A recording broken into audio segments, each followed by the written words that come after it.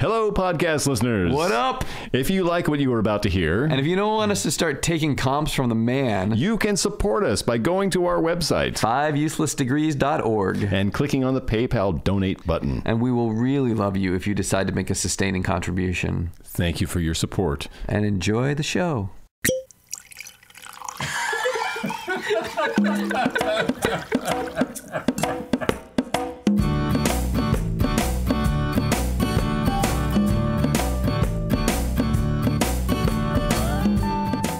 Welcome to 5 Useless Degrees and a Bottle of Scotch. My name is James Engberg, Burnout.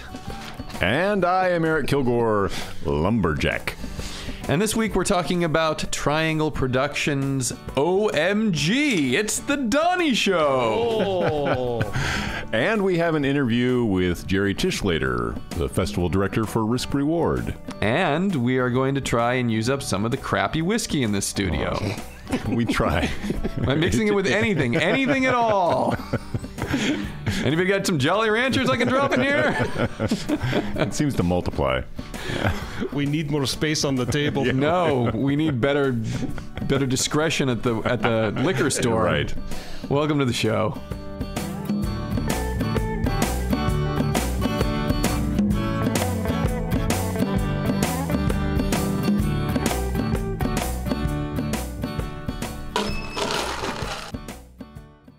You, haggis.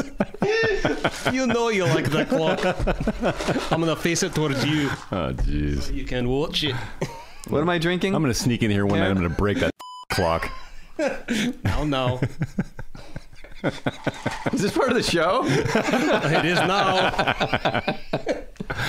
All right, what is this I'm having? You told me to drink this? What am I drinking? That's an Old Smuggler. No, I know that, but what am I making it into? Oh! You're doing a Black Watch. Oh, here you need. So it's 1 part Kahlua, 1 part Scotch, and a splash of tonic water. Okay, so this bottle that I'm holding here has a little label that's peeling off of it. That it looks like somebody made on their computer, and it says Christmas Kahlua. Yeah. 2011. That's my sister makes me a Kahlua every year. I clearly haven't used it. You couldn't bring something more aged? Aren't you supposed to refrigerate Kahlua? No. Oh, it doesn't last for this long, though. Sure it does. That alcohol in there keeps everything fresh. You'll find out. All right, 1 part Kahlua coming up. Yeah. Hey, James, can you talk into the microphone? Yeah, I can talk right into the microphone, see? I practice this when I'm at home. All right. Hey, what? We're back in the studio. Oh, it's so nice. We've been out of here for over 2 weeks now. Feels like we've been gone for a month. Right. With portable mics and not being able to hear... Excuse me. Oh. And not being able to hear ourselves when we talk. James has a gas problem. Yeah. Anyway, we're back. We are back. And it's nice to be back. It is nice to be back. Back here in the studio. But we're going to take some time off. We're back, and now we're going to leave for a while. We're back for a week, and then we're gone. We are going to take some time off because, we've been going every week for 60-some weeks, with 1 or 2 exceptions. A little bit here and there. And you know what? When we really got rolling and we started seeing productions, I thought, hey, this is great. We can do this indefinitely. We can just keep seeing shows and putting them together and producing a podcast every week. We can chain Haggis to the computer. Right. And make him edit nonstop. But it gets exhausting. Yeah. And I'm worn out. Right, and there's a natural lull in the summer. I mean, there are a few companies that produce throughout the summer, but for the most part, there isn't too much going on. Yeah, so it's a good time to take a little break. Yeah, well, we're taking a break, but we're going to have new content. Right, we're taking a break. Yeah, we're not going to be reviewing shows every week. Right. But we're going to have some interviews and other things. For about a month. Yeah. Yeah, we're gonna bring you some more voices from the Portland theater community, and maybe repackage some of our other shows with a little bit of new content to them. Yeah. Yeah, we're going to keep working, but at a slower pace for a little while. It'll be new stuff for the audience. We want to yeah, we want to rejuvenate ourselves for next season. Because we just went to the Drammies. Which was so much fun. Right? Yes. We had Flasky there. Haggis with his towel kilt. Right. That was the best haggis. Wherever did you find such a wonderful kilt? I got it at the Scottish country shop. Maybe you can practice pronouncing the name of the store. It's on Powell. and you can hit them up sometime. Right. But it was so much fun. We talked to all sorts of people, and it was that was really the highlight, I think. Is having conversations with people who were headed to the Drammies, people who were in good spirits.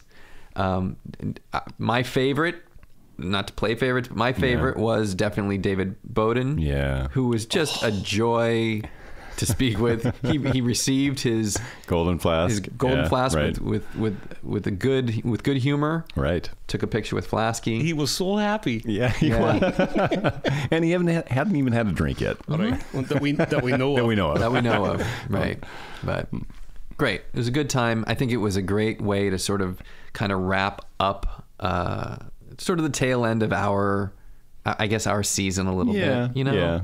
It's coming to a close here. Yeah. Things are winding down a little bit. We got 2 more shows, 2 more reviews to do over the next 2 weeks. Yep. And then a little time off. Yeah. While we take that time off, or before we take that time off, X-Ray FM is having a membership drive. Right. They are trying to get 1,000 members to the new station as sort of a core group. Yep. To sustain them, kind of a base sustaining membership, right? Yeah, exactly. And then you're going to want to increase that membership base over time. But this is the beginning. Things are moving along with the station. We're excited to be a part of it. And we want to encourage our listeners to join. Right. And become members. Yeah. If you enjoy the programming on X-Ray, then please become a member. And we want to give you a few details about becoming a member. Oh. And we're going to do this in the form of a quiz. Oh. We're going to quiz Haggis? No. No. We're going to give you a pop quiz, Eric. Was I supposed to study for this? You were supposed to read this 25-page packet that X-Ray sent us. But they sent us pages and pages of information. I trust that you familiarized yourself with this as a host on this station, that you have done your due diligence. I see. And now we're going to figure out what you've learned. And in the process of doing that, we're going to educate our listeners and help them on their way to become members of X-Ray FM. Great. Before we begin, can I ask one question? You may. When did I receive this email? Today, I think. Was it today? It was today. You know, I do work for a living. Yeah. What's that like? You Haggis. Okay. Now. So, Eric, all right. You already told us that they're looking for 1,000 members. See, I knew that. Excellent. Yeah.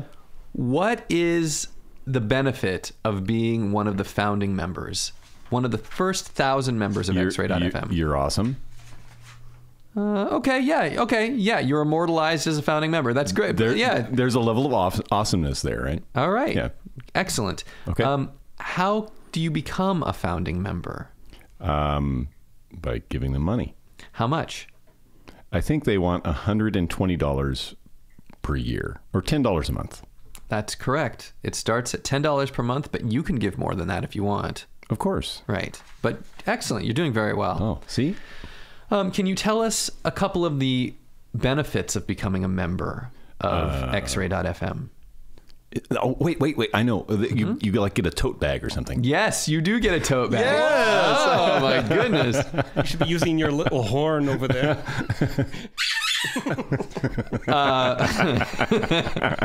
Anything else? Well, aside from being awesome. No, what other? Yeah, you're awesome. You get a tote bag. Yeah, so that's pretty. And you're immortalized forever. Okay, that's the same thing as being awesome. Yeah. Anything else? You get a sticker. Oh, a sticker. Okay. Like what kind of sticker? I don't know. It just says a sticker here. And like a gold star? Maybe. Okay. Yeah, and right. you get free tickets to the June 21st Boom Mic benefit at the Alberta Rose. Oh. You get tickets. Wow. Yeah.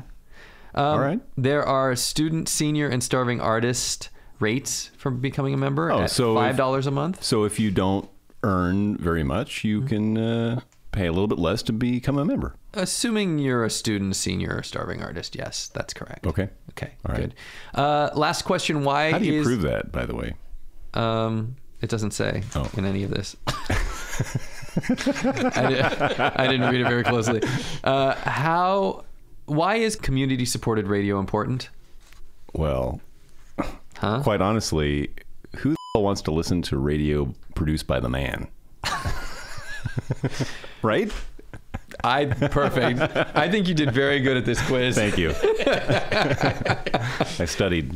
But yes, you can go online and you can visit xray.fm and click the blue donate button to become a member. We encourage you to do that and to support community-supported radio and this station. Yeah. So we stay on the air. So we stay on the air. That's right. Good. Excellent. How's that Black Watch? This is really good. Yeah? Yes. Even with the Poison 2011 Kahlua. See? I've tried a modified kilt lifter.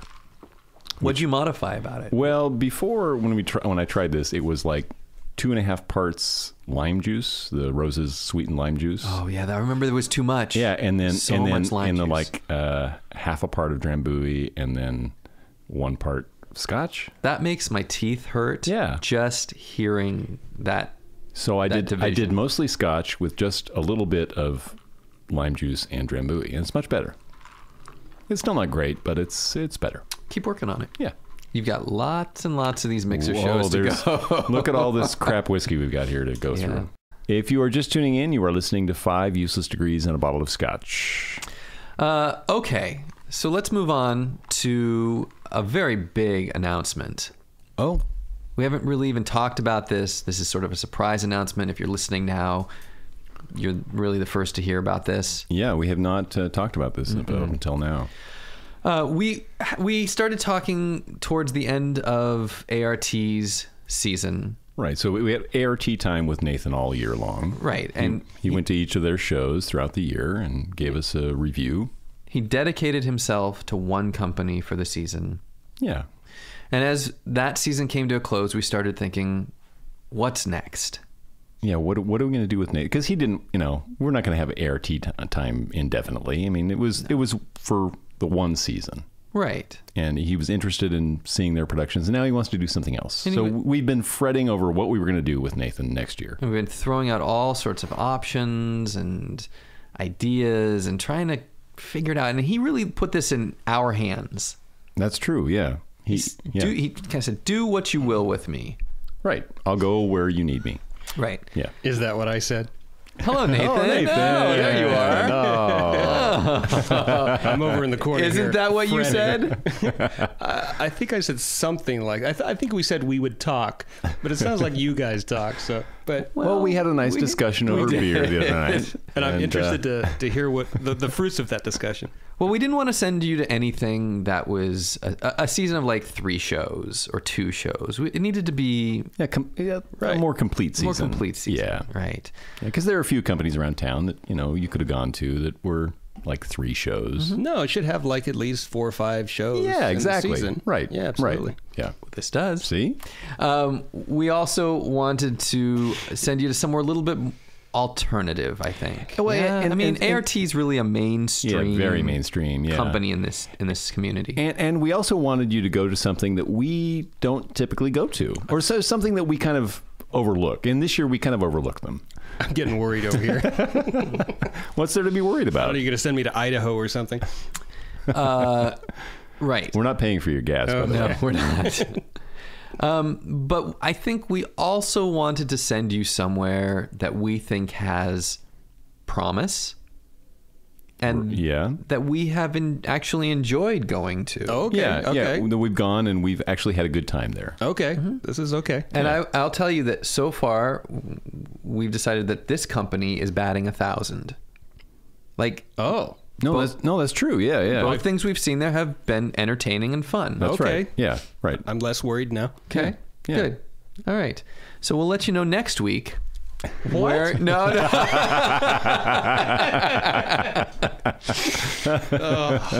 Build up. No, you will be going to the next season, which has already started.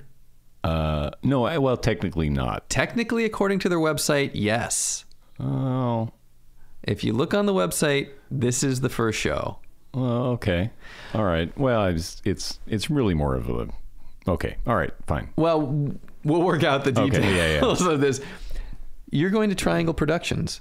Oh, okay. Oh, you're very excited. I'll go to Triangle. Or very relieved. I am actually a little relieved, yes. Yeah, there was a great expression of relief on his face. Yeah, we saw... Where'd you think we were going to send I you? don't have to drive to Hillsboro. I love going to Bag and Baggage. Heart would have been interesting, but that drive, man. Okay. So yeah, no, a Triangle's great. I'll go there. Yeah, we saw OMG It's the Donnie Show this week. We were very entertained. We're going to talk about that in detail in a few minutes here. Right. But and we thought there are plenty of shows here. We've enjoyed what we've seen. It's a good option. So let me read to you. I want to read to you what your season includes. Oh, did they announce their season Yes. already? Oh, yeah. Got it right here. Yeah, because the season starts just in another couple months. Or it started. It's debatable, but we're going to figure this out. Right. So this may have been the first show. But Now, does their season run, does it go August to May, or does it start in January? It's summer to summer. So It is, okay. It's just starting. Okay. If it just started. I don't know. Awesome. James thinks it did. I don't think it did. But. Well, okay, so we'll get clear on this. If it has already started, then you will need this weekend to go see OMG It's the Donnie Show. Oh, we're covering that, but We're going to cover he could it. go, yeah. But he should give his Actually, he would response. enjoy it. Yeah, I think you would actually like it. I'll go see it. Okay. After that, it will be Tick Tick Boom, an autobiographical musical about the creator of Rent. Oh, that sounds interesting, actually. Good. All right. Next, 5 lesbians eating a quiche. Yeah, I'll go see that. Okay. Next on the list,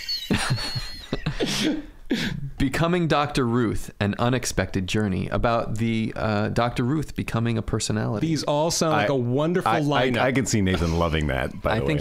That's what I'm saying. you're I right. think we're lining it up for him pretty Is there good. going to be a little old lady talking like Dr. Ruth? There is. Yes, there is actually. We met her. She was at OMG, the Donnie Show. That's right. She we was didn't there. meet her, but no, we she saw was. her, She right? was there. Yeah. She's trying to lower her stature for that role. Yeah. She's already pretty low to the ground already, right? No, this actor. The actor. Yeah. Oh, the actor. Oh, okay. I was talking about Dr. Ruth. All right. Next on the list, Jutopia. I don't know what that is. Nobody does. Okay. Big surprise then. And finally, Storefront Review. The Babes Are Back. Okay. It's a musical. I think it's a musical as well. No, that sounds great. So there's 5 shows in their season? Or 6 counting the OMG? 5 or 6, depending on how you interpret if OMG, It's the Donnie Show is part of the season. That sounds great. Excellent. I'm There you happy. Yeah, you bet. Okay, great. We're happy. Perfect. This is going to be excellent. Yes. Yeah, good. Good. Well, I look forward to your first review. So it'll be Triangle. I get it in Triangle production time. We'll figure out Triangle time. Triangle time, maybe. I don't know. Triangle time. Something. We'll come up with a. I'm looking thing. forward to the music and the song intros. For Oh, I am too. Oh yeah, no, I'm working on a composition now. It's gonna be all good. Huh? that. Now, Eric's got to bring his sax back. Jeez. Yeah, Can I bring my kazoo next time? Please. Absolutely. All right. I mean, the more the better. You can play the flask. Can you play a flask? Maybe. We should make instruments out of flasks. Okay, so I got the largest flask in the world. I know. I saw for Father's Day. your Twitter. Bigger than Flasky? Well, okay, but Flasky actually doesn't contain any liquor. Okay, so other than what you give the her. biggest non-human flask. Yeah. Oh, okay. Yeah. It holds a gallon. Really? It's a gallon flask. Are you what? How are you gonna sneak that into? I dare you to take that to a theater. How are you gonna get that into PCS? I don't know. You can't get in there. I look forward to trying. I'm gonna have to build a little pouch for it. Yeah. Yeah. Well, thank you very much. I look forward to Yes. seeing Triangle's productions this year, and yeah, that'd be great. This is gonna be great. There we go. Yeah. All right. Well, thank you very much. All right. Speaking of triangle, Do you want him to stick around? no. Get the out of here. Go on. Goodbye.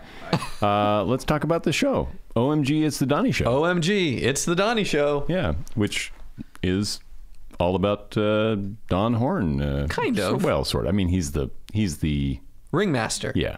Talk show host. Yeah. Yeah. This is billed kind of like as a sort of Ed Sullivan variety show a little bit. Yeah, yeah. I think it lives up to that. Certainly. Yeah. It's different every evening. Right. They have different guests every night. Yeah. There's a consistent structure in terms of some song and some music, but there's different guests come on and talk to him. He's got a sort of night show or late night host desk set up. Yeah. In the corner that guests come and sit next to and speak with him so your first impressions of this? Entertaining. Definitely entertaining. Yeah. Yeah. I had a good time. I mean, and let me ask about that. All right. Because for weeks now, ever since No, come on, don't even lie. No, okay. So for weeks, All right. when this first came up and I said that's what we're going to, Yeah, you did. You called it. Your response was poo-poo on that. Okay, it wasn't exactly that. Kind of. I said that this would either be great or awful. But you were leaning towards awful. Yeah, I was. Right. You were skeptical. I was very skeptical. And to be quite honest, I was too. Okay. I was sort of excited because I thought this is going to torture Eric.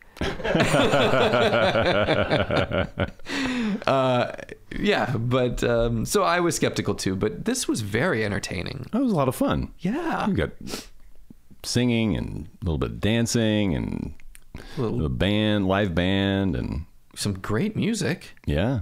Some really wonderful music. Sure. I was worried at the very outset of this thing. Yeah, me too. Because it starts out with a little, what would you even call that? It's not a skit. It's not a sketch. It was sort of, well, I mean, I think she was trying to be a clown, right? I mean, yeah, okay, right, yeah. Sandy Kane. And I don't know that she's there every night. Maybe she was just there one night. I don't know. Right, but she comes out with a kind of a short skirt on and. Right, her pubes are hanging out. And right. Rubs her.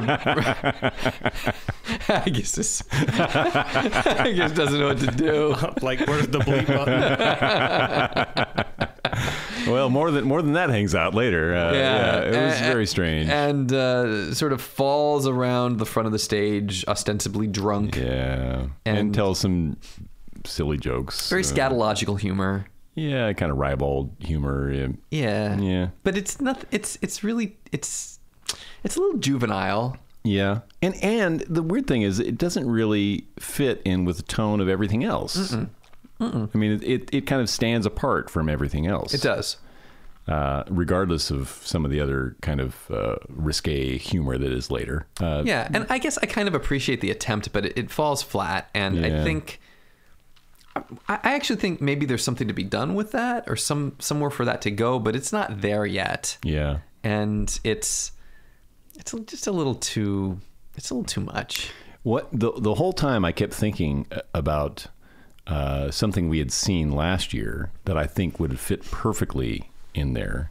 What's that? Is the drunk lounge singer from Manos, the Hands of Fate. Oh yeah, she would have been perfect in that show. Right, and added a little more music to it. Yeah, right. And it would have been funny, but it would have kind of fit in with kept the tone. The brusque. Yeah, right. Sure. Yeah. Mm-hmm. That's the kind of thing I think is needed there, or what I was looking for from that. But yeah, and she tells she reads letters that have been sent to her and responds to these letters. The thing is that actually might also be okay, except the letters aren't clever at all. No, they're just kind of like obvious scatological humor, and very, right? very base humor. Yeah. It's not very entertaining, but not even in a fun way. I mean, right. I can get behind the sort of gross humor, but this wasn't. Anyway, so that passes. Right. quickly. And then the Donettes come out, Yeah. which is a trio. Uh-huh. And they do a little song and dance. This is Lydia Fleming, Dana Thompson, and Jelena Montlone. What's that last name, Eric? You wrote it down. Her name is Montlound. Yes. I think's how you pronounce it. Anyway, they do a little song and dance, which is very fun and very sort of Austin Powers 60s. Yeah. Yeah? Yeah. With, you know, the shiny costumes and yeah. Yeah. And then we're into the Donnie Show Yeah. with Don Horn, yeah. and a band with his band leader, who is John Queensberry. Yeah. Yeah. He's got a little 3-piece band there. And Yeah.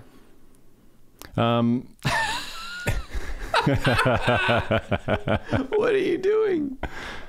Haggis is live tweeting our show right now.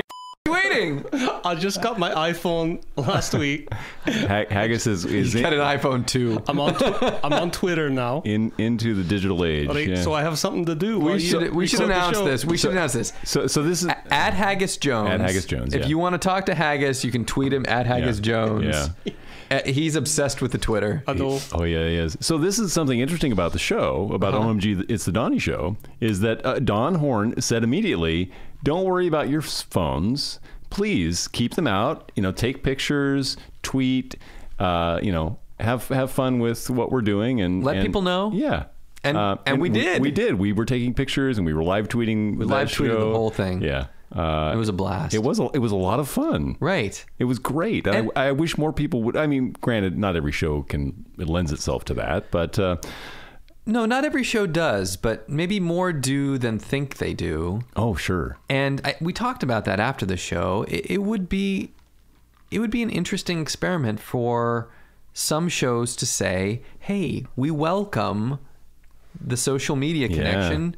Live, Right. I mean, because if theater's a live medium, so is Twitter. Yeah. Here's the hashtag. Everyone use this hashtag, and then you get this live thing outside of the theater space. And if you're using a hashtag, you have this sort of archival body of what happens during that show. Yeah. Audience to audience to audience. Yeah. That's fantastic. Oh, I think it's a great idea. So he invites us to do this, and we took full advantage of it. He had his own phone on stage, and he was trying to. It got taken away from him. He seems a The little. stage manager took it away from him. He seems a little uncomfortable with it. He said he had a Twitter account, but I don't know what it is, and he said he's not sure what Twitter's all about anyway. So And he was unsure with the selfie that he took. yeah, he couldn't quite figure out how to do a selfie. He didn't know how to take a picture with his iPhone. It was so much fun. All right, I want to talk more about Don himself. Okay, yeah. But we need to take a break. All right. So let's do that, and we will be right back after this.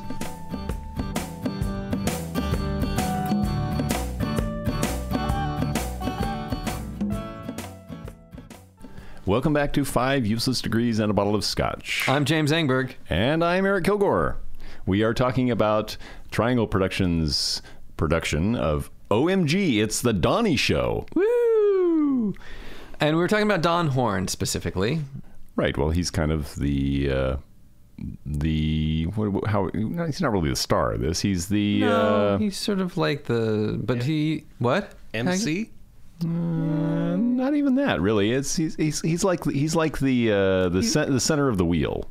I was going to say the sun to the universe, to the Milky Way galaxy. Yeah. Okay, all right. That's beautiful.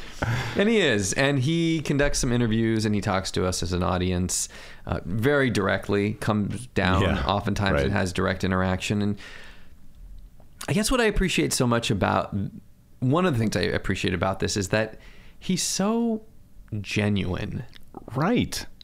I mean, there were times where it was kind of boring. I mean, he was reading the parking regulations at one point, right? Because he got a ticket. He got two tickets. He got 2 tickets, which is but that's funny. No, it is funny, and there were times where I thought, wow, that's really boring, but I was engaged. Yeah. Because there was no pretense at all here. Don is so comfortable in his own skin. Even though it is tanned. 15 minutes a day. And we found out why it's so tan. Yeah. But there's something endearing about that. Yeah. I think so. Yeah. There, like you said, no pretense. Yeah. Also, I think very humble. Yes. And just willing to sort of go with what happens. I thought it was great. His first guest is Byron Beck, who comes out and sits down, and immediately what starts happening is Byron Beck starts interviewing Don Horn instead of the other way around. Yeah. But Don just kind of goes with it, and he starts answering the questions. And because of that, because there's no sort of resistance there, it's delightful to watch. Yeah. It drags on too long. Sure. Yeah. But not so long that I lose the thread of where we are and and that we were able for to the bathroom or some popcorn. That we were able to live tweet during that kind of took our attention away from it long enough to allow us to re-engage with it. Exactly. Yeah. Right. Another virtue of tweeting. when you're not entertaining the audience is entertaining itself. But that was great. Yeah. There were some monologues. There was a talent show, an audience talent show, a little impromptu talent show that wasn't maybe so impromptu. No, what are you saying by that? I think it was. They were mostly prepared. They were ready to go on stage, I think. No, I think you're absolutely wrong. No, I think they were ready to go on stage. No, you are totally wrong with that. No, the reason I know this is because I talked to one of them before the show, and she was preparing. She was ready to go on stage, but the rest of those people I think not. they were sort of ready to go on stage. Yeah, they were all involved with the show in one way or another. Even that Sun Will Come Out Tomorrow. Yeah, even him. Oh. He didn't prepare very well.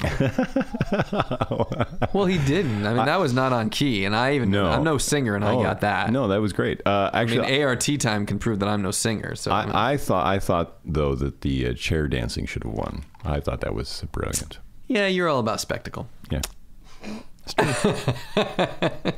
I don't deny it. We had that. There was a game of war with cards, right? A water fight, that I think they could make much more out of. Yep, absolutely. Yep. And his other guest was Amy Jo Holiday, whose voice is fantastic. Yeah, so she was on the touring production of The Phantom of the Opera for 2 years. Mm-hmm. Have you seen Phantom of the Opera? Have you ever seen it? I've never seen it live. No, I've never seen it live either. No. But she played Christine. Yeah, the 6 day a week Christine. The 6 day a week Christine. Yeah, because she gives us a little dirt about Phantom of the Opera, which a lot of dirt, which was excellent. Which was really interesting. It was right? very interesting. Yes, it was. So she sings that. Yeah. And then she has to sing a song that she draws out of a hat. Yeah. So she drew Memories. Which she just did last year, apparently at Broadway Rose. So, do you think that was planned?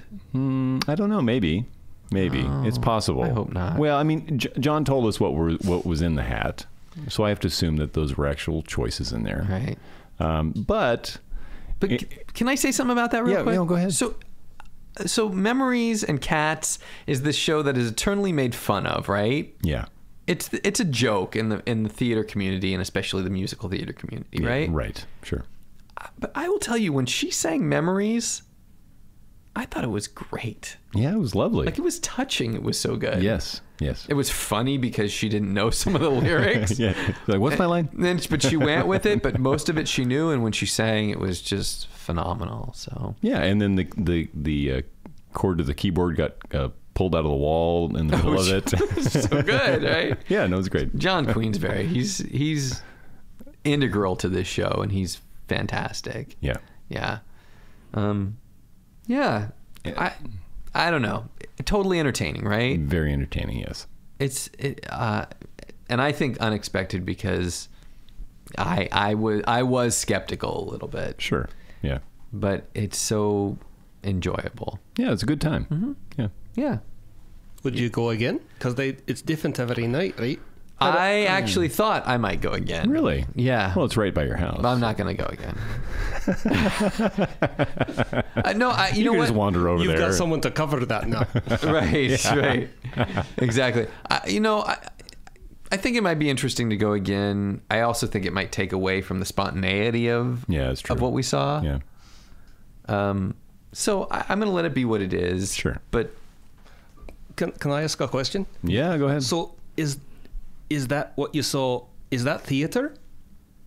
If it's unscripted yes, and sure. it absolutely 100% or is it a is talk show? No, it's 100% theater. It's theater. Yeah, it's theater like variety shows were theater or vaudeville was theater. I mean, it falls into that umbrella of theater. It's not scripted. It's not or not entirely scripted. There isn't a playwright at the heart of it writing the words, but it's theater and it's theatrical, and it's wonderful. Yeah. Yeah. Lovely little spectacle at the end with Don. I'll just leave it at that because I'm sure because that was which isn't long enough.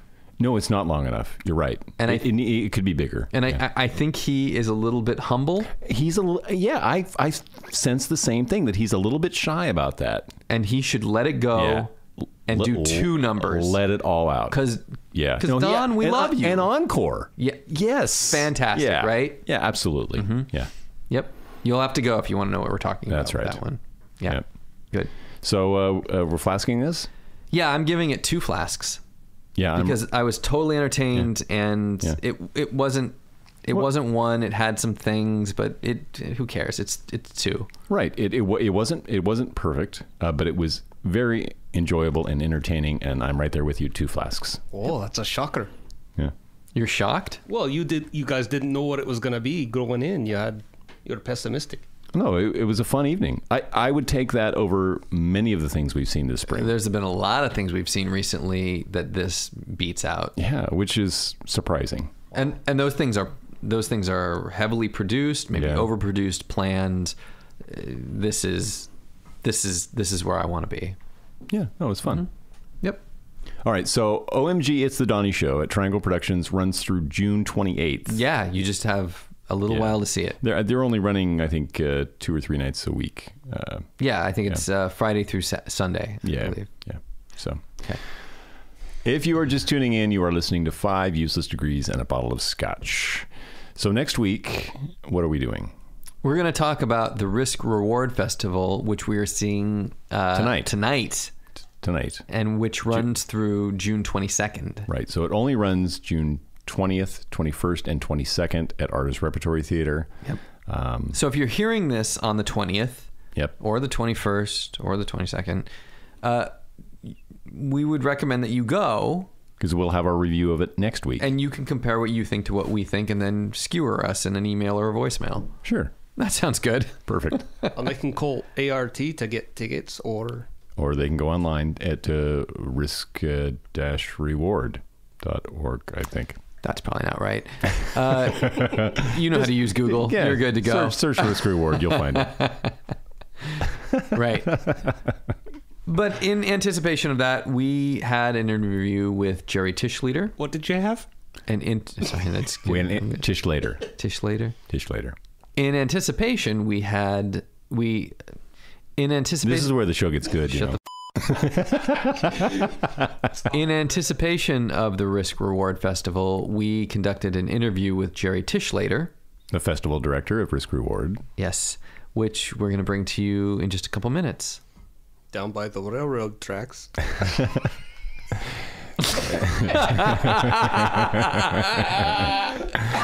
We sat down with Jerry Tischleder at the Hand to Mouth studio, which just happens to be under where the Amtrak train goes.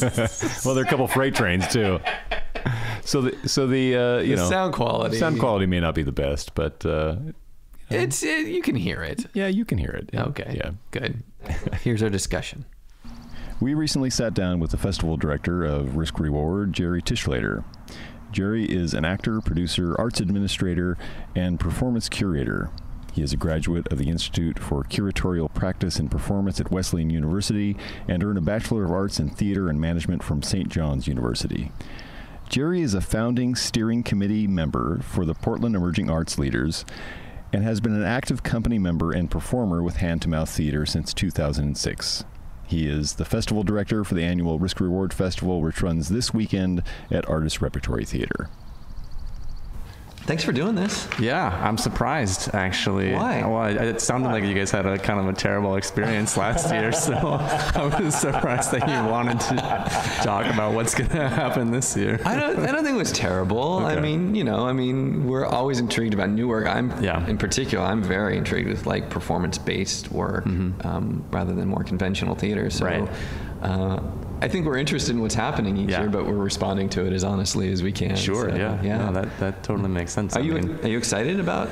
I am. At this point, I'm always like truly terrified, just because it's such an unknown.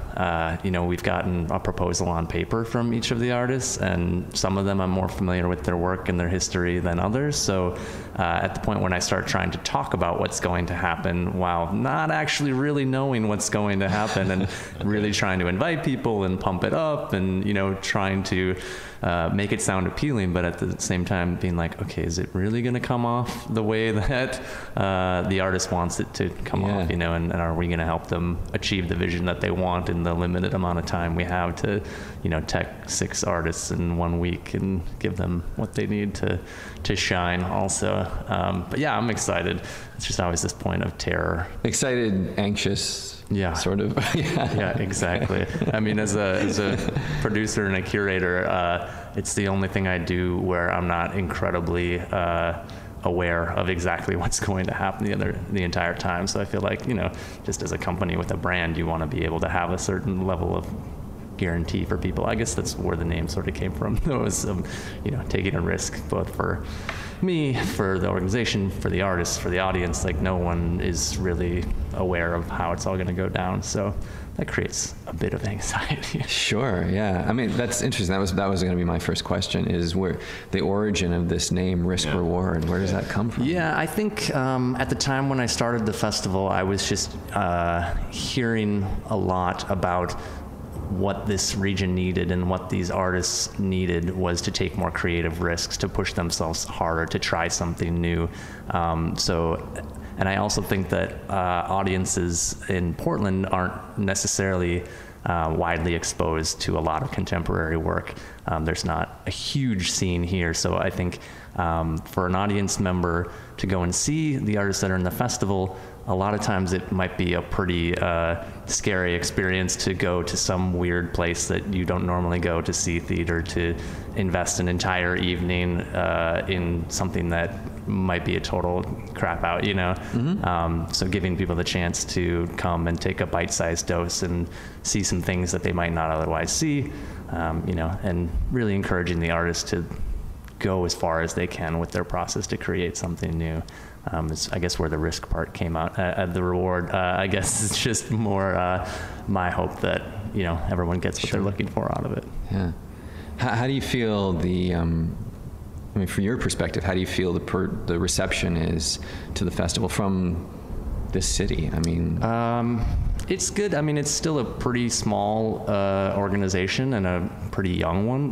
You're in your 8th year? Or? This will be the 7th year. 7th year. Yeah, which I guess sounds like a long time, but really I think the last 2 or 3 years it started to feel like the festival was a known enough quantity, especially to the group of artists in this town and in Seattle and Vancouver and wherever, where they kind of knew how to use it as a platform. And so actually, I think at that time was the first time that I started doing an application process rather than just calling up people I knew were working on new works and saying, hey, do you want to come and do a chunk of it down in Portland? So opening it up to a wider pool of people that I wouldn't necessarily know, and then a wider set of minds to actually select the work and give feedback and give thoughts on, what we should actually show.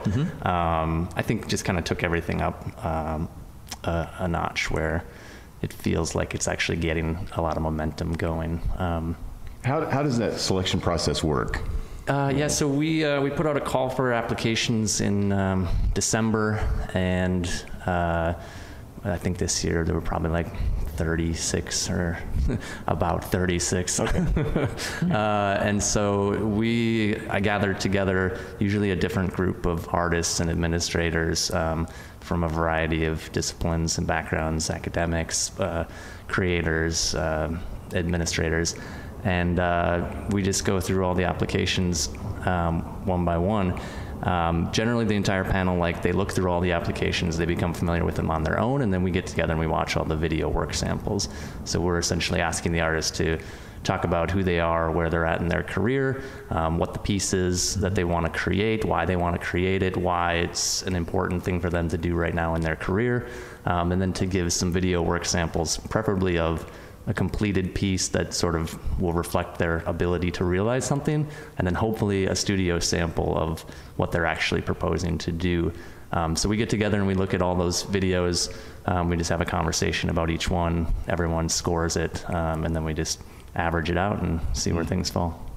What's the body of decision makers? Who is involved in making the decisions? It's different every year. I try to get a few people involved every year from Pica and Whitebird and On the Boards, the organization we work with in Seattle, who I think just all have a really good grasp of the scene and the artists and bring some continuity to the decision-making process. But then it's different. This year there was 3 choreographers, 2 arts administrators, 1 managing director, a couple of professors. I might be conflating last year with this year, but yeah, so it's usually a pretty wide pool. I try to get some different perspectives every year. Yeah. You call yourself a performance curator. Can you tell me what that means? Sure. Part of it's about a career trajectory. I don't know that I do as much right now as I hope to do with Risk Reward, but generally I see myself as a facilitator for helping work be shown in Portland that's interesting, new, and relevant. So I guess I travel to see a lot of work throughout the year to Seattle, Vancouver, Austin, Minneapolis, New York, wherever. And I have a real hunger for seeing new work. So I just kind of always try to find a way to get to know artists and what their process is and what they're hoping to do with their careers. And then occasionally I'll bring some full-length works to Portland, and the hope is to do that a lot more in the future. I guess when the festival started, I was curating the lineup, but at this point, it's sort of a group think tank curation. All right. Yeah. So I was reading the mission statement for Risk Reward, and one of the things it talks about is contextualizing performance. Yeah. One of the objectives is to contextualize performance. So Right. Can you talk a little bit about what that means? As a spectator walking in to see Risk Reward, what do you want me as a spectator to understand, or how far do you want my understanding to stretch from the exact event that I'm seeing into the context, and how do you make that happen? Yeah, it's probably the most difficult aspect of what we do is, I just think a lot of sort of contemporary artists have trouble giving people a door into what they're trying to create and what they're trying to do. And oftentimes there's sort of a lack of conversation and dissection and sort of understanding about what the artistic goals are, what was achieved, and, obviously conversation about quality is a big thing that you guys are trying to do, like what makes something work or not work, and does it matter if it works or not works? But I think, does it matter? I think it's different depending on, for the festival, I don't know that it always matters if it works or not. If the artist sort of gets what they're expecting to out of it, whether that's critical praise and people patting them on the back, or it's like, okay, I figured out the core essence of this idea that I'm trying to flesh out, and now I can move on with some feedback, because most of these performances are incredibly dependent upon the relationship with the audience. So having that chance to stage a new idea usually informs the process so heavily, in a point that it allows it to go really far forward. We had an artist one year who it was probably the most spectacular failure that I know that I've ever seen. But that work ended up being really strong, and did some touring, and I think the process of getting it on its feet and realizing I'm not skilled enough to pull off all these things that I'm trying to attempt, so I'm going to distill it to this thing that I do think works. So I mean, obviously every artist wants to be successful in what they're doing, but I think a lot about the experience for an audience member. I make a lot of correlations between travel and experiencing art, especially live performance, mostly because I've made my career in tourism for most of my life. And I think the process of traveling, where you're extremely curious and extremely open to disorientation and able to be moved and changed by what's happening around you in a way that's different when you're totally comfortable, is a kind of a good analogy to what I think a lot of these artists are trying to provide as an experience for audience members, to think about something new, to go to a different place they didn't necessarily know they even could go to or wanted to go to. So I forget your original question, but hopefully I answered it. It was about contextualizing your performance, and I think you kind of got to the heart of it. Well, I guess the thing about trying to give audience members a gateway into the artist's process and what they're trying to do, I think is often difficult for the artist to both make the work and to find a way to present it to the audience in a way where it will be hopefully understood in the way that they want it to be understood, you know, which is really difficult. And in the festival setting, when you're getting a really wide variety of disciplines and influences and ideas, and audience members who maybe don't have a background with any of it, or, you know, it really likes theater but isn't that familiar with contemporary theater and really doesn't know anything about contemporary dance, it just gives people a lot of barriers, I think, to really accessing the work and really understanding what it's trying to be. Because I guess for me, it's really important to try to think about what these artists are trying to achieve and why I should care about what they're doing, essentially. So, Jerry, have you been performing in anything yourself recently, or? No, I think my last time on stage was about it must have been 2 years ago at the festival. So I worked with this company, Hand to Mouth, for a long time. I think I helped make 8 original productions since 2007. And I'm a little burnt out just on the schedule of making work, and just, you know, at a point in life where I'm married and I want to see my wife, which is different than when I started making theater and I had a lot more time on my hands, essentially. Hopefully someday I'll find the time to scratch that artistic itch. But I feel like actually, like, we were on such a grueling, in my mind, production schedule for so long that I was just like completely tapped out of bringing anything to the table, you know, creatively. So hopefully that well will fill back up. But and are you able to make a living as in performance, or are you supplementing it with something else? No, I work in tourism. So that's where the tourism analogies come from for you. And because I kind of actually see it.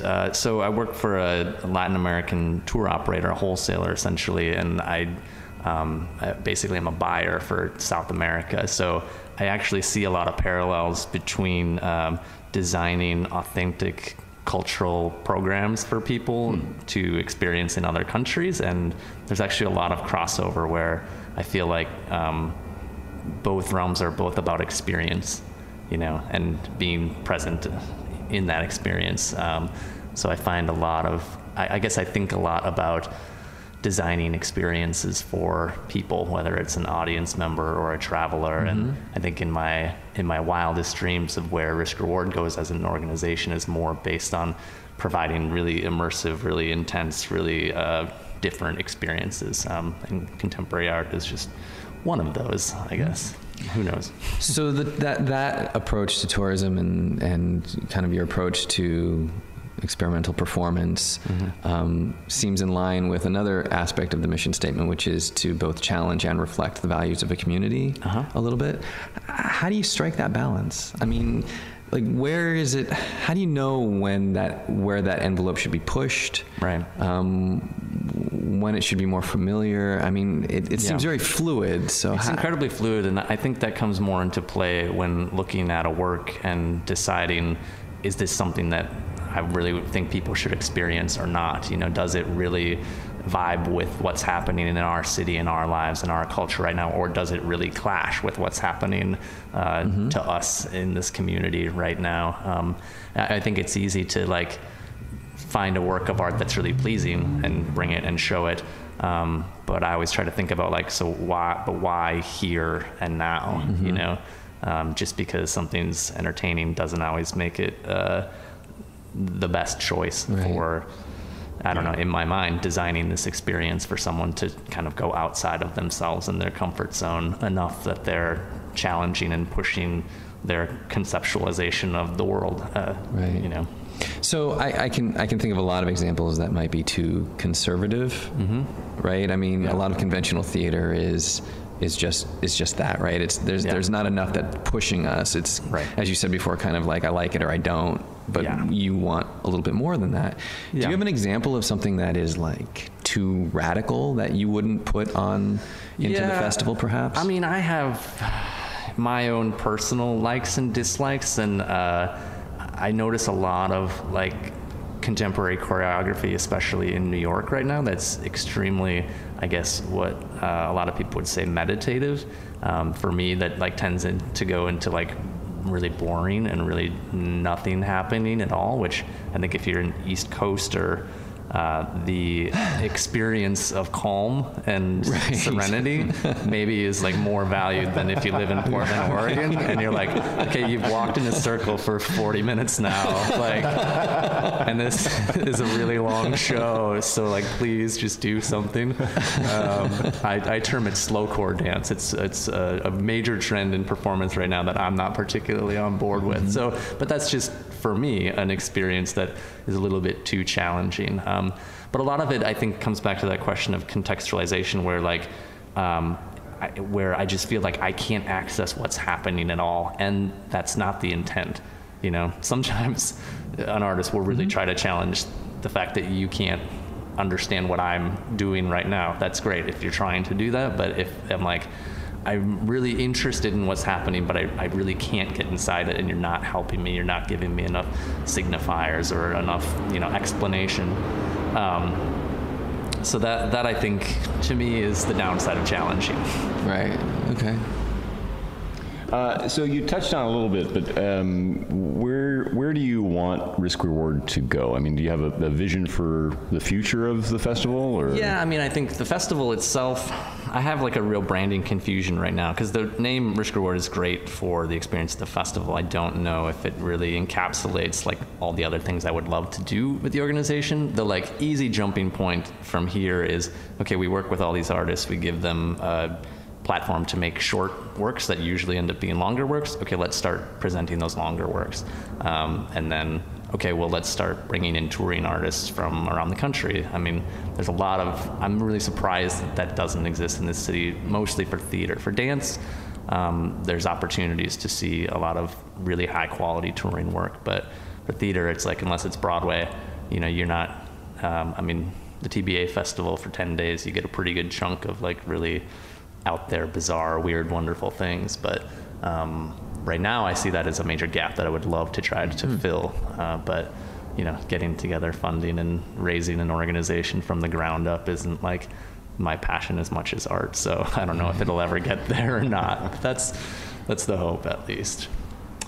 I'm just curious how, because I didn't know about the festival even a few years ago. Yeah. How has it grown in terms of artist participation, and are there really boundaries in terms of geographic location that artists are sourced from? Has it expanded from, like you said, you would call people up and say, hey, do you want to do this thing? I mean, has it gone from being a Northwest type of festival to something more international at this point? No, I think, just the budget that we have is such that if you can drive here, it's probably going to be okay on you financially. We've had a couple people fly from New York, or they have collaborators coming from LA or somewhere else, and I think there's just not funding at that point, unless someone like really, really wants the opportunity. I don't know that we can provide what they need necessarily. I think there's, and I think there's something about just this process of exchanging artists and ideas from the region that's really exciting to see. What are people doing just 3 hours up the road in Seattle? You know, what are people doing in Vancouver, BC, that are, you know, from a different nationality, but they have similar and different perspectives, you know? Yeah. And I think that for me, the main reason actually that I started the festival is because of this sister festival in Seattle, where I was like participating as an artist and was really blown away by the sense of community, by being exposed to all this different work, and that like all of this stuff was just happening really close by, and no one in my community was getting to share that experience, you know. And as an artist, to be able to go to a different city where you have absolutely zero relationship with an audience and really make your work stand on its own legs, I think is one thing that we get a lot of Seattle artists, and they really enjoy that experience of an audience that's primed and and curious and open, but that doesn't just love them because they've seen them for 5 years. Right. And the communities of artists that we're talking about are like incredibly insular usually, because they want community and they seek each other out, but at the same time, like, you start to get reputation and style and like groupthink in a way that's not always helpful for creating great art. Right. You want that more objective point, or a fresh point of view to observe and comment. And just influence, outside influence. You know, I mean, I think if you want to make work that really speaks to a lot of people, you need to have some sort of sense of what's happening outside of your city. Right. You know? Yeah. In general, what do you hope theater accomplishes? Wow. That's an amazing question.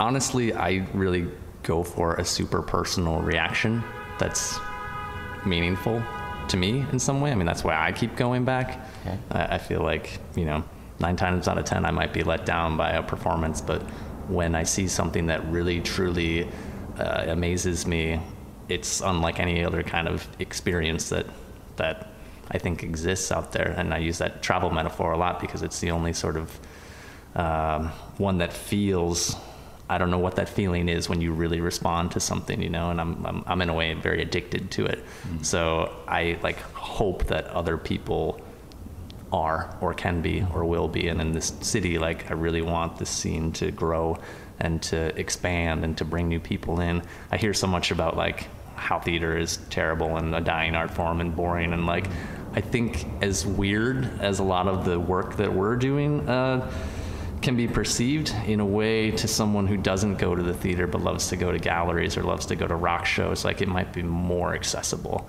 because it's not loaded with like the canon of theater tradition. Right. You know, you don't have to be an insider or really appreciate the form to appreciate the experience. Are you interested in more conventional theater at all? Is that something that interests you, or is it, you know, purely? I mean, I was a theater major. I did musicals, you know. I think I'm actually surprised when I see great straight theater that I love, because I don't see that much of it. But when I do, I'm like, oh, that's right, I do like this. Like, I saw The Quality of Life at Artist Rep, which I thought was just like so amazing, and I was like so shocked that I loved a play. I was like, I can't remember the last time that happened, but I'm interested in it for sure. It's just that I think a lot of it's not, you know, challenging where I'm going. It's essentially a form of storytelling that isn't really as well done as most film or television is, because that art form is like always progressing so much, and I feel like theater as an art form is often incredibly stale. So I'm interested in it when it's fresh, and most of what I'm interested in is like seeing or experiencing something that I haven't before.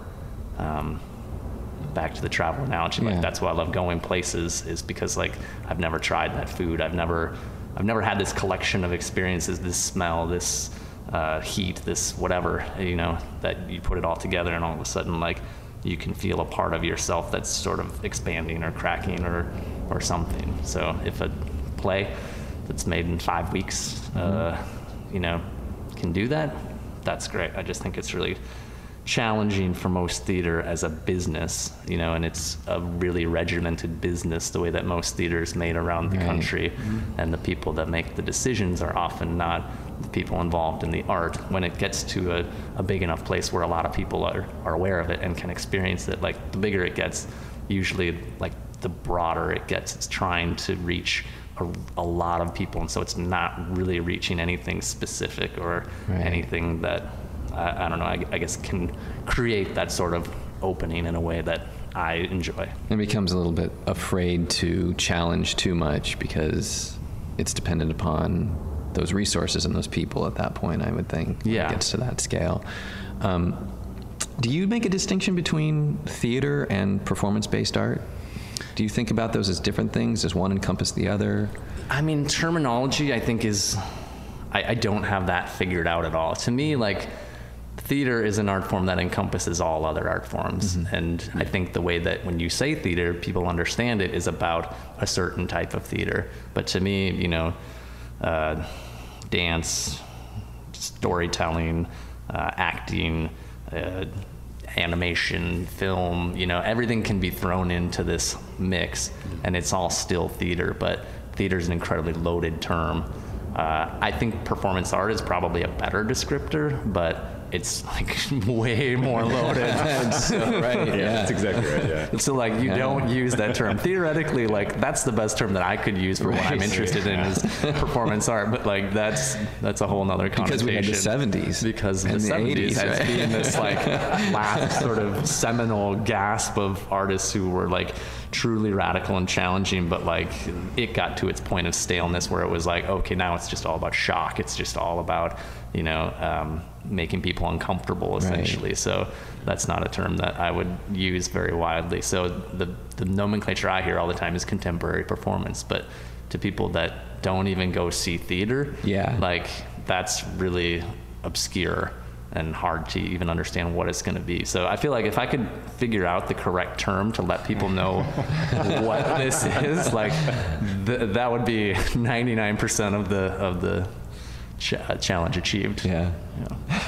But I mean, it's also like, that's what's great about it is it's indescribable. I mean, I sit and try to tell people about a work I've seen or something that's going to be in the festival, and it's like, when it's really at its best, it's an experience. It's not something that you can really narrow down, like how it happened or what it was. It's like the easier it is to tell people about sometimes, you know, it's unless it's like the most clear, specific, and well-achieved idea, which a lot of, I guess, the performance that I enjoy is sloppy and messy and in between and conflicting. And I mean, I enjoy all of it, but that's, I think, the things that I feel like hit this place that I'm trying to be hit at. So it also makes sense that it's incredibly hard to put a label on it and say, this is what it is. And just the line between genres is like, where those lines blur is what's really interesting to me usually too. That's a big thing that the festival tries to achieve, both by asking artists to go out of their comfort zone.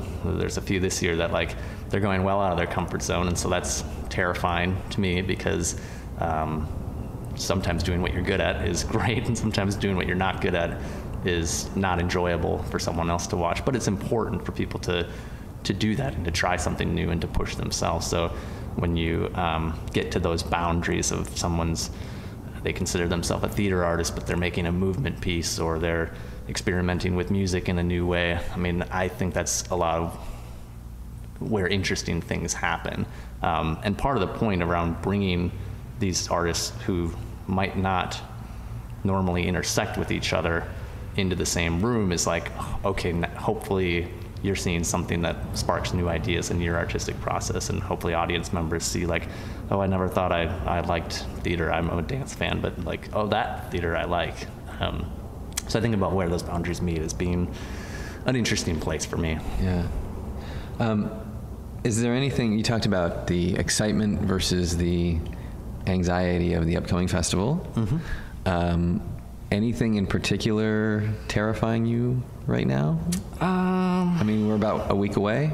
About a week away. A little more than a week away. Yeah, I probably haven't done like a recent enough check-in with each of the artists to know how things are going. So there's just a couple of people like, whoa. So one of the artists, Portland Experimental Theater Ensemble, I feel like their application was like, they really didn't know what they were going to do. What they proposed was interesting enough where I was like, yeah, let's do this. Everybody was really interested in the collaborators and the theme, but like they hadn't set foot in a rehearsal room, and I haven't talked to them. Maybe they haven't set a foot in a rehearsal room yet. So that's where like the true terror comes in, as opposed to like some people had like a pretty realized work sample of what they were trying to get at, and then you're like, okay, I can really wrap my head around what that is going to be. So really, to me, that's the only terror, is like sitting down and telling people about what something's going to be when you have absolutely no idea.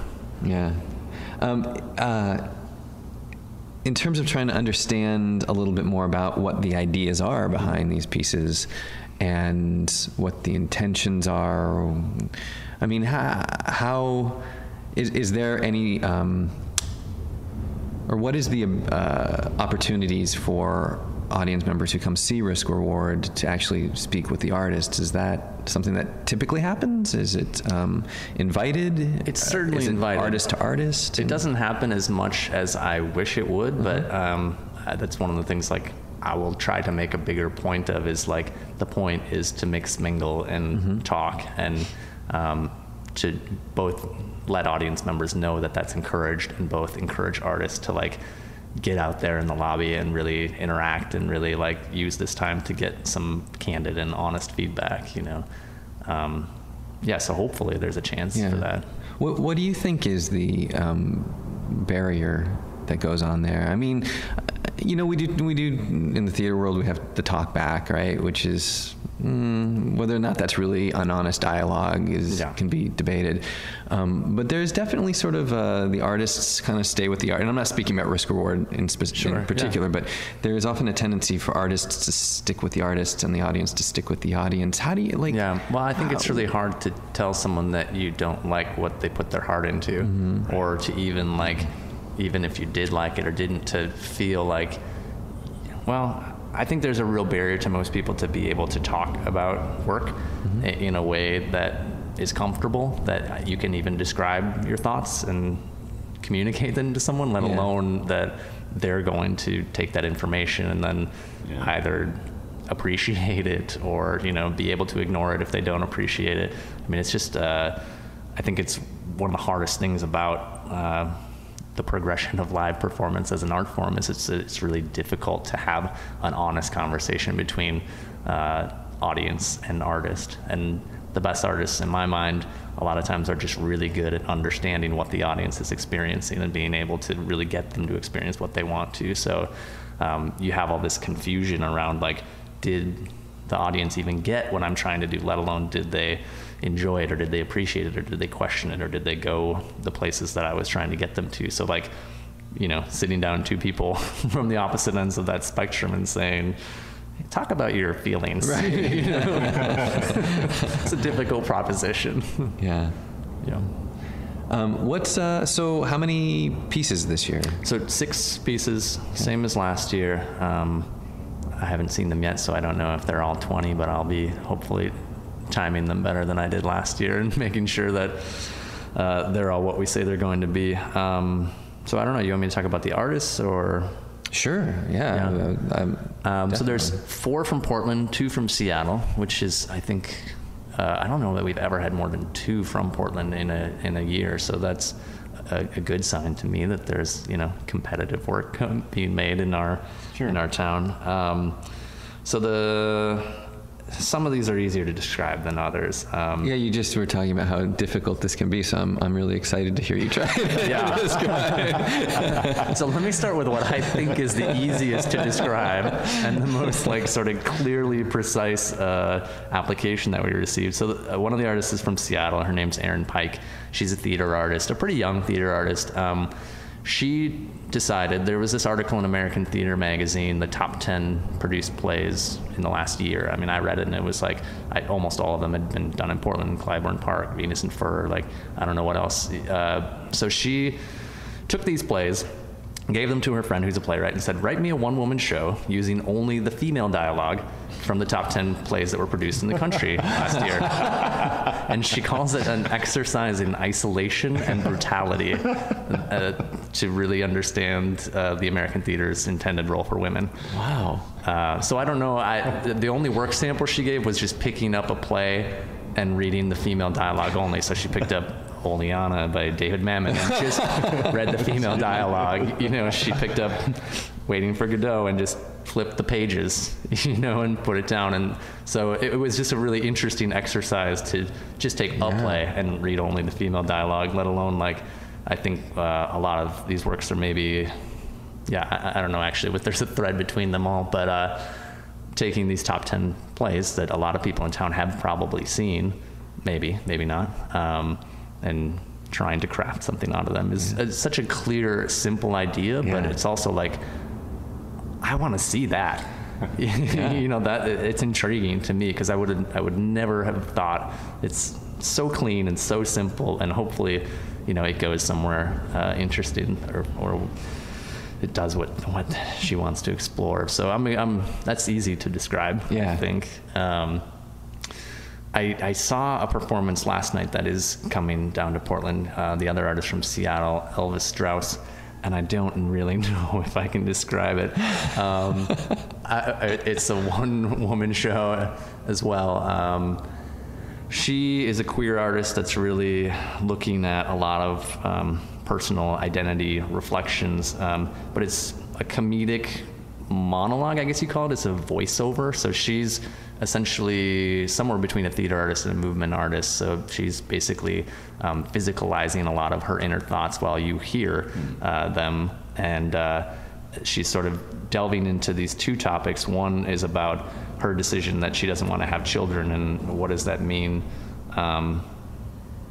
about who she is as a woman if she's not, you know, fulfilling this sort of ability to create, to intentionally say, I don't want to do it. And she's at a point in her life where she's like, wait, maybe I do want to do that.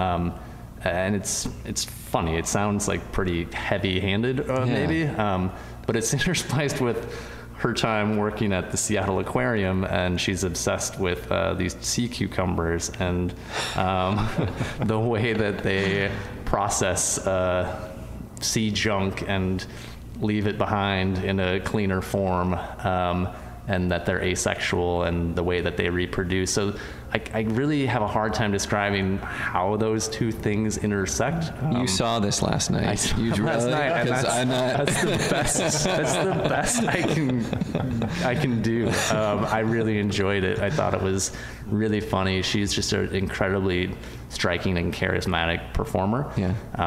So I could just like watch her move around on stage and hear her voice talking about her sort of random thoughts about herself and her life in the aquarium. You know, I mean, it's I don't know who I could compare it to.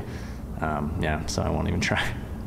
So that's an obscure one to describe. I told you a little bit about Portland Experimental Theater Ensemble, who I think they are making a performance with two men. And I remember thinking it's kind of a bromance, but I also remember it's wordless. So a theater company that's not speaking. Soundless and wordless, or just textual wordless? So the initial proposal actually was to collaborate with an indie rock band, and that changed over time, but I believe there's some live music accompanying it. But they were so early in their process, there were some sort of references to radical presence and verity and exploring this moment. I think trying to get to a really honest place of exploration with an audience, but it sounds like every so like that one I can't describe. I don't know where it's at, but I'm really interested in their work in general.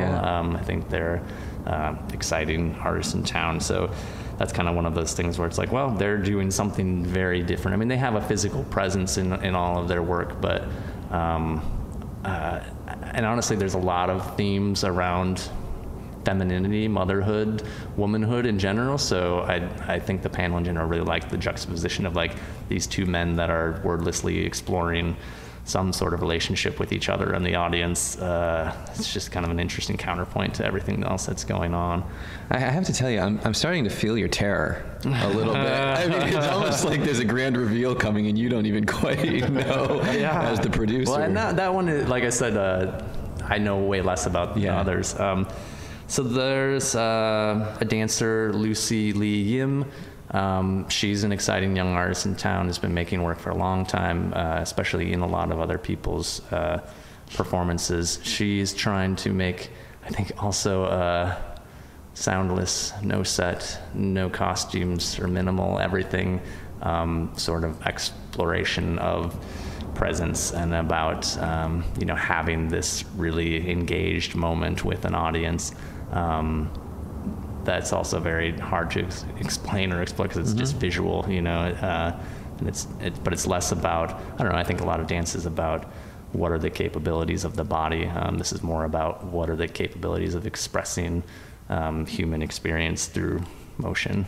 But I know very little about that other than watching a couple of samples of her, moving. Right. So I'll let you meditate on that one. When do you first get to see all this? Is it on the 20th? Is that the first time you get to see everything, or do you see it before that in the lead up? So Elvis I saw last weekend in Seattle, so that's great that I've seen one. Aaron is performing in Seattle next weekend, so I'll go see that. Each of the artists, they have a technical rehearsal, and at some point they'll do a run of the show, so I'll see you it attend at least that once. Okay. Right. And there's a dress rehearsal also, so I'll have seen everything, And do you provide any feedback to that, or is it just it's their piece? It's their piece. Okay. Yeah, no, I'm not in the position of giving them artistic notes, and I don't think they would appreciate it. Sure. But, I mean, if someone asked me, sure, I'd be happy to tell them what I thought. And if anything's happening that I think is dangerous or in any way jeopardizes the relationship with the audience to a point of what sort of contract they're entering by coming. I mean, it's called risk reward. You're kind of up for anything, but there's a certain But they can't light the building on fire or anything, right? Okay. Exactly. So there's another artist in town, Laura Height. I'm really interested in her work in general. She is a puppeteer and an animator, and she's never combined those two things, and she's very accomplished in both of those fields. She's sort of new to Portland. She has an incredible installation up right now, and I forget the name of the gallery. So she's done a lot of video animation work over her career, and her theater style tends to be more like toy theater, so really small objects. I saw a performance last year of hers that was it was called the Matchbox Plays, and so every sort of scene that she created came out of a matchbox, and it was very tiny and very intimate, but she has a video camera on it and it's projected on this grand scale. So she's sort of doing something similar to that, but she's also in that video projection of it interspersing live action with pre-done animation in a way that I think will feel very you see what's happening down there on the stage at a minute level, and then seeing how it's actually coming out on the other side, I think will be a really wow moment of, I can't believe that this thing, if I just saw it on film, I would understand it in a much different way than seeing how it's being created live. And the story that she's exploring is this personal story of, this is going to sound crazy, of a house where she lived in with her boyfriend, where they were haunted by what she terms a succubus that was obsessed with him. And this is the kind of thing that normally, if you told me that, it's not high on my radar believability, but the story that she told me honestly gave me chills, and I truly believed it, which is in and of itself surprising to me. So take this personal tale and explore it, these themes of the living and the departed, along with these sort of technical aspects of things that are happening live and that are pre-recorded. There's just a lot of layers, and I think it'll be an exciting work. What else? Who have I skipped? So the Neutral Fembot project is the sixth one. So this is a group of artists that I think a lot of Portlanders will probably know. It's Grace Carter, who's known pretty well as a stage director. I know she did, Psychosis something at Defunct that won a ton of Grammys a couple years ago. Oh, the Psychosis 442, or what is the Sarah Kane piece, right? And she's also a filmmaker. So she's the director of this piece with Camille Satina and Anne Sorcy from Pushleg, who's a pretty interesting physical theater ensemble in town. They have a real background in clown and commedia. So a cool group of collaborators that have never made a performance before together as a group. And this piece is somewhere in between, I guess, performance art and theater, where I don't know if you're familiar with the artist Cindy Sherman, visual artist. Sure.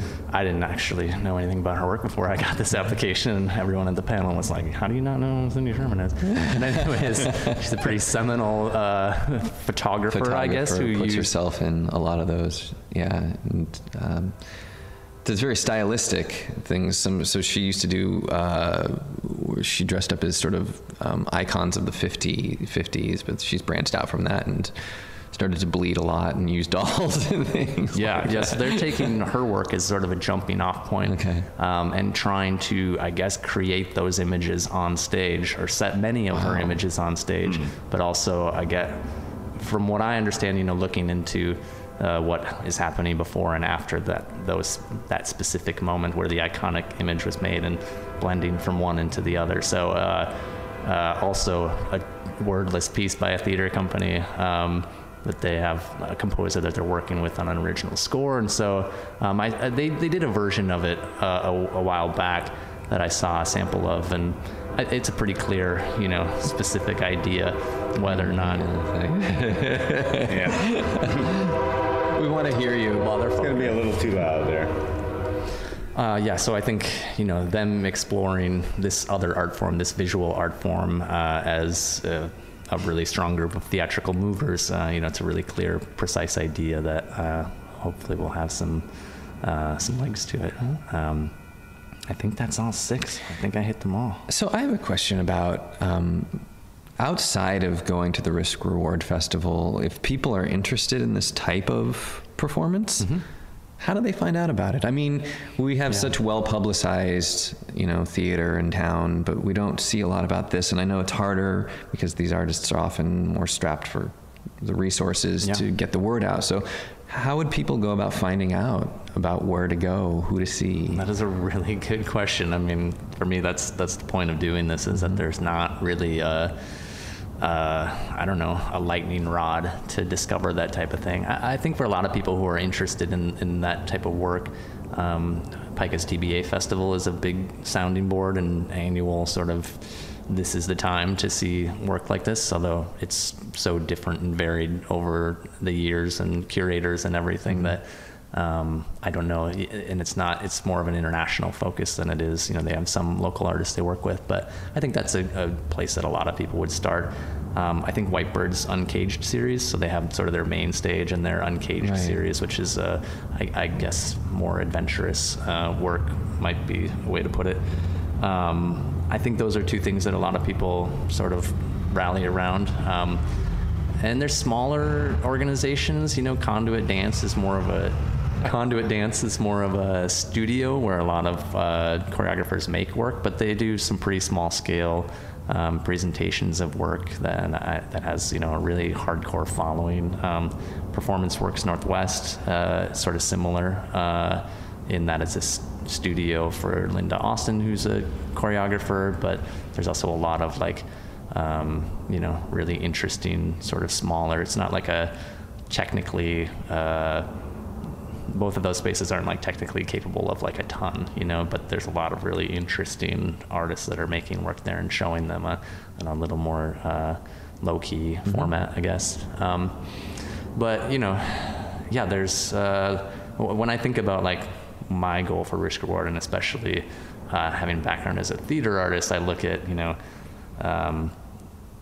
I look at Whitebird, their main stage season, there is that for theater here. There is a real opportunity to see a very main stage theater season, but there's not really the Uncaged, the underbelly, more exciting, that's produced at a really high level and promoted at a really high level. So that's hopefully will happen in this town for me or someone else someday. Great. No, thanks for sitting down with us. I really appreciate it. The Risk Reward Festival runs June 20th, 21st, and 22nd at Artist Rep. Friday, Saturday, Sunday. Friday, Saturday at 7:30. Sunday at 5 o'clock. You get to see all 6 artists each night. The lineup's the same. So it's more of a micro festival than a festival because you don't have to come multiple days to see everything, really. And what's the best way to get tickets? Tickets, you can go to risk-reward.org or through the Artist Rep box office. Thank you very much. Thanks, guys. Yeah. So before we go, we need you to give the calendar for what's coming up. Well, it's interesting. We've been gone for 2 weeks and we haven't had a calendar. Nope. All right. Now, hang on. What? All right. We're not going to see a lot of what's on this calendar because we're going to take a break, right? We've already seen a lot of what's on this calendar. But there's things we haven't seen, right? Yeah. Okay. I'm going to give Flask ratings for the things we haven't seen. Perfect. Okay, here we go. What I anticipate them being. Okay. Now, this may not have anything to do with what I would say had I seen the show. Uh-huh. But this is what I anticipate. Let's go here. Well, here are 2 things that are opening this week. Let's do it. All right. Antony and Cleopatra, the Portland Actors Ensemble, their first summer show. 4 Flasks. All right. Risk Reward Festival of New Works, which we are seeing, and you'll give your Flask review next week, so you can't do that. No. All right. And then these are the shows that are closing this week. Okay. All right. Sounds good. Anything Goes at Hillsborough Artists Repertory Theater. That's 3.5 Flasks.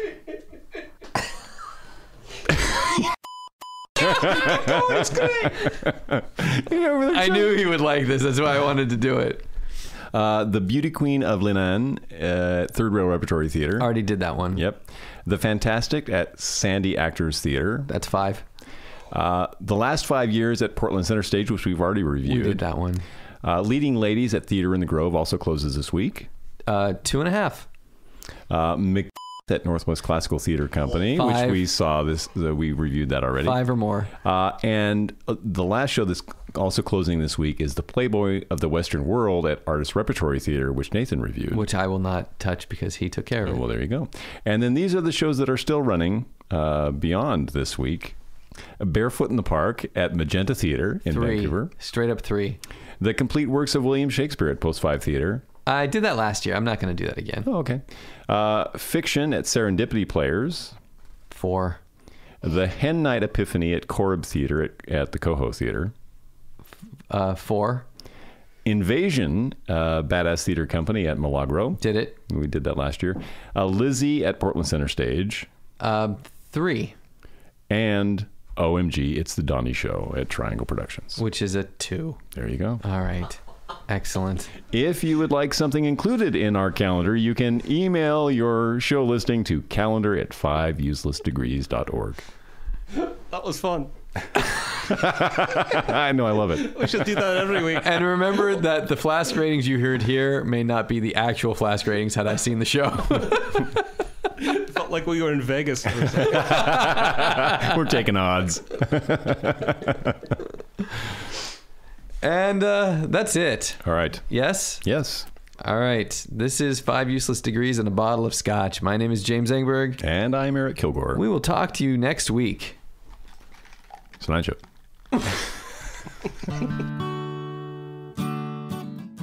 5 Useless Degrees and a Bottle of Scotch is a production of Studio 5 UDBS and is powered by whiskey. Our producer is Haggis the Pete Bog Jones. You can visit our website at 5uselessdegrees.org, where you can leave us a voicemail, leave us a comment, or you can email us at dearlushes@5uselessdegrees.org. Angela. Feeling thirsty, so pop the bottle top. Come share a drink with me. Scotch or whiskey sure would hit the spot. Sit back and shoot the breeze with me. Good wine helps the mind figure things out, and maybe if we drink and we think, find what it's all about. Feeling lazy, but I think